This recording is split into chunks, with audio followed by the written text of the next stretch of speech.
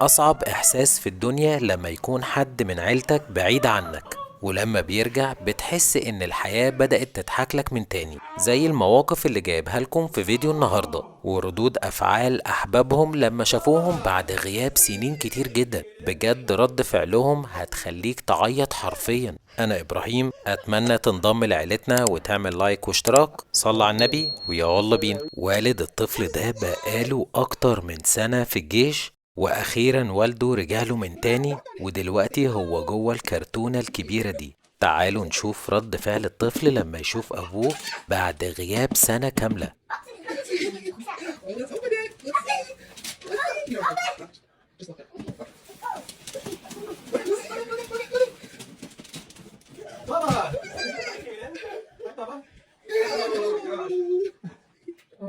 المدرسة عملت حيلة ذكية جدا علشان تفاجئ بنت الجندي ده اللي رجع من الجيش بعد غياب شهور بعيد عن بيته وأهله. تعالوا نشوف رد فعلها هيكون ازاي.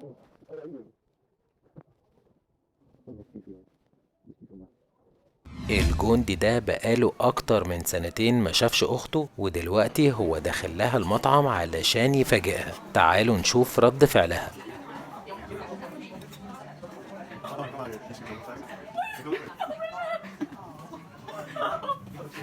رجع من الجيش بعد غياب 3 سنين، ودلوقتي هو داخل يفاجئ أبوه اللي شغال دكتور في المستشفى.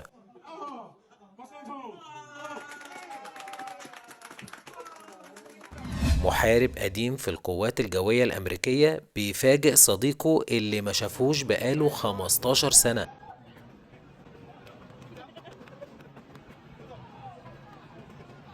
مامتهم علشان تشوف رد فعلهم عملت حركة ذكية جدا، قالت لهم أنا جايبالكم هدية بس حطاها في شنطة العربية، وهم لما يروحوا يفتحوا شنطة العربية هيتفاجئوا لما يشوفوا أبوهم اللي غايب بقاله أكتر من سنتين في الجيش. تعالوا نشوف رد فعلهم اللي يجنن.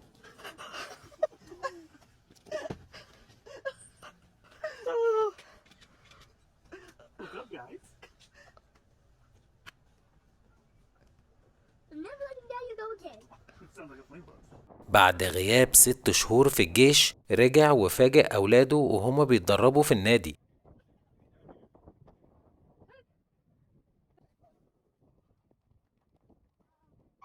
بعد غياب 3 سنين في الجيش رجع لأهله من تاني، وكمان بموكب كبير من الشرطة. تعالوا نشوف رد فعلهم هيكون ازاي.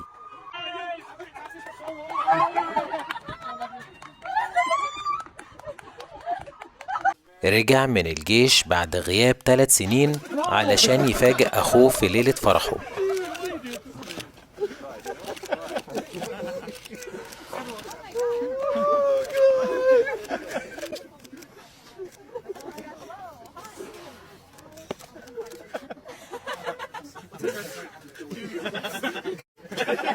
This 2 days ago, so there was no prior knowledge of it. Bring it in, bring it in. Best man right there, guys. ولو وصلت لهنا يبقى انت من الناس المميزة جدا لانك سمعت الفيديو للاخر، واتمنى يكون الفيديو عجبك وعملت لايك واشتراك. الفيديو ده طلع من مصر، وصل لك فين؟ ياريت تكتب لي بلدك في الكومنتات. اشوفكم في فيديو جديد. سلاموز.